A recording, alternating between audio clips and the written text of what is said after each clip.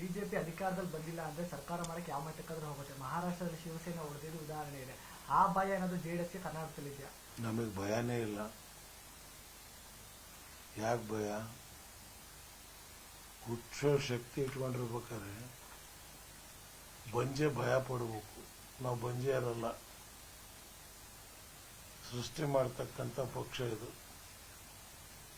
ನೆಲಮಟ್ಟದಲ್ಲಿ ಈಗ ನೀವೇ ನೋಡಿದ್ರಿ, ಪಂಚರತ್ನ ಯಾತ್ರೆ ದುಡ್ಡು ಕೊಟ್ಟು ಜನ ಕಲಿಸಿದ್ವ.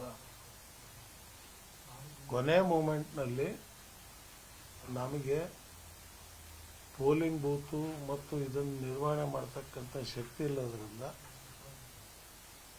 ಸ್ವಲ್ಪ ಹೊಡೆತ ಬಿದ್ದಿದೆ. ದುಡ್ಡಿದ್ದಿದ್ರೆ ನಮ್ಮ ಹತ್ರ ನಾವು 80 ಕ್ರಾಸ್ ಆಗ್ತಿದ್ವಿ.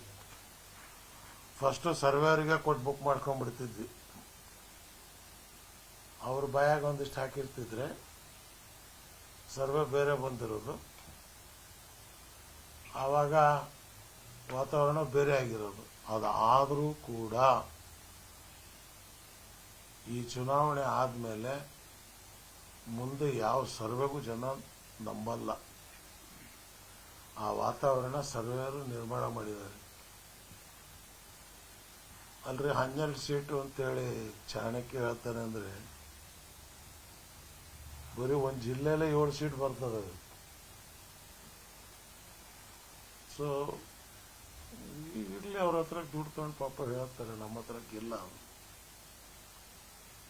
ಸರ್, ಈಗ ನೀವು 80 ದುಡ್ಡಿದ್ರೆ 80+ ಬರ್ತಿತ್ತು ಅಂತ ಹೇಳ್ತಾ ಇದ್ದೀವಿ. 100%. ಈಗ ಎಷ್ಟು ಬರ್ಬೋದು ಅಂತ ಲೆಟ್ ಅಸ್ ಸಿ. ಅದು ಮತದಾರ ಒಳಗೆ ಹೋಗಿ ಹ್ಯಾಕ್ ಬಟನ್ ಒತ್ತಿದ್ದಾನೆ ಅಂತ ಹೆಂಗೆ ಹೇಳಿ ನಾನು? ಕೆಲವು ಕಡೆ ನಮಗೂ ಬಿಜೆಪಿ ಫೈಟ್ ಇದೆ, ಕೆಲವು ಕಡೆ ನಮಗೂ ಕಾಂಗ್ರೆಸ್ಸಿಗಿದೆ. ಈ ಹುಮ್ನಾಬಾದು ನಾನು ಅಲ್ಲಿದ್ದೆ. ಕಾಂಗ್ರೆಸ್ 3ನೇ ಸ್ಥಾನದಲ್ಲಿದೆ.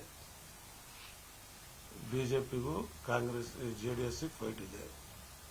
ಅದ್ರ ಮೇಲ್ಪಟ್ಟು ಮತದಾರ ವೋಟ್ ಹಾಕ್ತಾನೆ ಅಂತ ಹೇಳಿದ್ರೆ ಅದು ಪ್ರಯತ್ನ. ಸರ್, ಈ ಸರ್ತಿ ಕಾಂಗ್ರೆಸ್ ಅವರು ಬಜರಂಗ ದಳವನ್ನ ಬ್ಯಾನ್ ಮಾಡ್ತೀನಿ ಅನ್ನುವಂಥದ್ದನ್ನು ಪ್ರಣಾಳಿಕೆಯಲ್ಲಿ ಸೇರಿಸಿದ್ರು. ಇದೆಲ್ಲ ಕಾಂಗ್ರೆಸ್ಗೆ ಪ್ಲಸ್ ಆಗಿ ಮೈನಾರಿಟಿ ವೋಟ್ ಕಾಂಗ್ರೆಸ್ ಹೋಗಿದೆ. ಈ ಬಾರಿ ಜೆಡಿಎಸ್ ಬಂದಿಲ್ಲ ಅನ್ನುವಂಥ ಚರ್ಚೆಗಳು ಆಗ್ತಿದ್ದಾವೆ. ಅಲ್ಪಸಂಖ್ಯಾತರ ಮತಗಳು ಈ ಬಾರಿ ಜೆಡಿಎಸ್ ಹೋಗಿದೆಯಾ ಅಥವಾ ಕಾಂಗ್ರೆಸ್ ಹೋಗಿದೆಯಾ ನಿಮ್ಮ ಪ್ರಕಾರ? ಅದನ್ನ ನೀವು ಸರ್ವೆ ರಿಪೋರ್ಟ್ ಕೆಳಗಡೆ ತಗೊಳ್ಳಿ.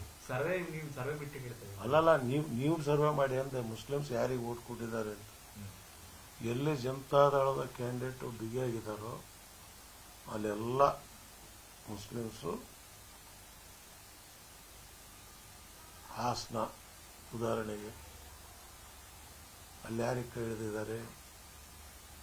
ರಿಪೋರ್ಟ್ ಇದೆಯಲ್ಲ ನಿಮ್ಮ ಹತ್ರ. ಸೊ ಬಜರಂಗ ದಳ ಬ್ಯಾನ್ ಮಾಡ್ತೀವಿ, ವಿರುದ್ಧ ಯಾಕೆ ಮಾಡಲಿಲ್ಲ?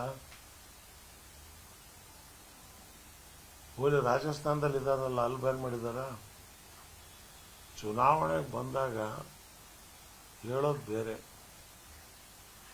ಆದರೆ ಕಾಂಗ್ರೆಸ್ ಪಕ್ಷಕ್ಕೆ ಅಲ್ಪಸಂಖ್ಯಾತರಲ್ಲಿ ಬಿಜೆಪಿ ಭಯ ಹುಟ್ಟಿಸ್ಕೊಂಡೇ ಓಟ್ ತಗೊಂಡ್ಬಂದ್ರು. ಇಷ್ಟು ವರ್ಷ ಏನು ಕೆಲಸ ಮಾಡಲಿಲ್ಲ.